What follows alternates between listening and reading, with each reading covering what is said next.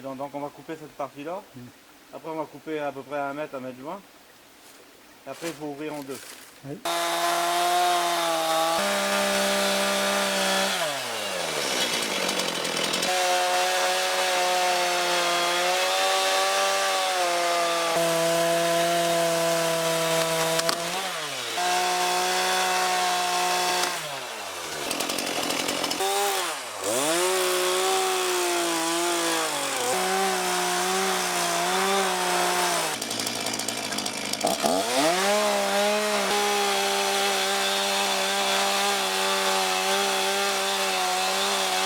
Donc ce qu'on a fait ce matin, on est encore un des rares pays au monde à pouvoir le faire.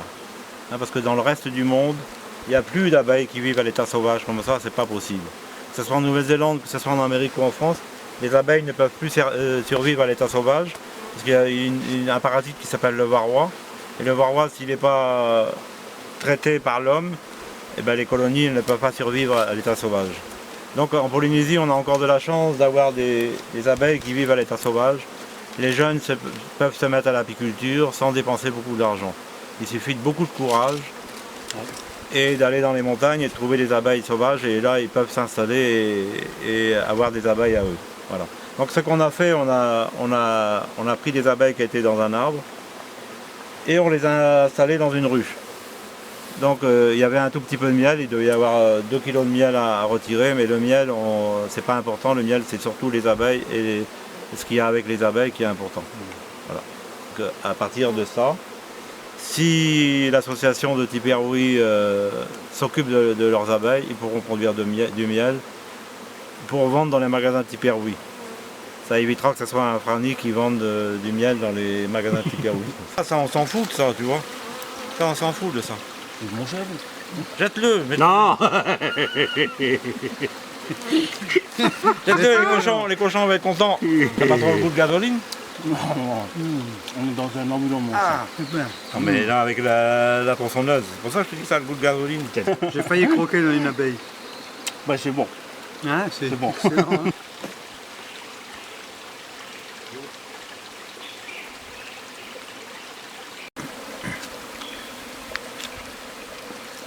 On en prépare d'autres? La ruche, on va la poser là dessus. Et les abeilles vont monter, on va enlever tout le couvain, il ne faut rien laisser de couvain.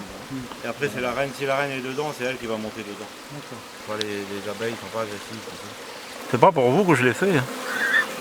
Hein, Christian? Je peux le dire. Moi j'en fous. Un petit peu quand même, parce que tu nous apprends là. Et nous on fera la même chose que toi, on essaiera de faire la même chose que toi. J'ai pas de leçon à vous donner parce que c'est jamais la même chose.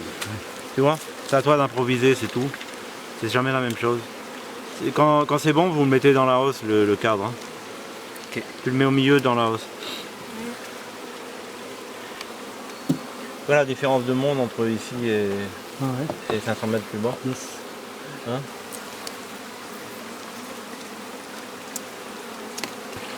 Tiens, remue. Mon chipil quoi. Ah, tu vois. Oui.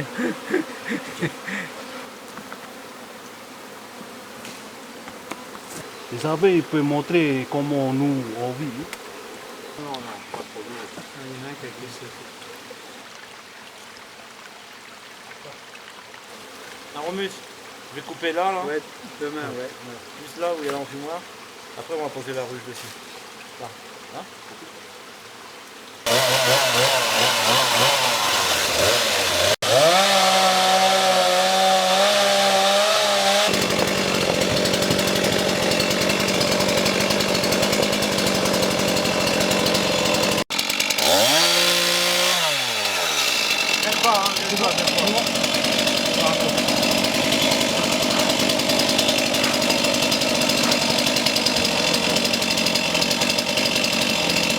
On va laisser la ruche jusque demain pour qu'elle s'habitue à leur nouvelle maison, le nouvel emplacement. Et puis demain, Romus, s'il a le courage, il viendra récupérer la ruche avant que la rivière.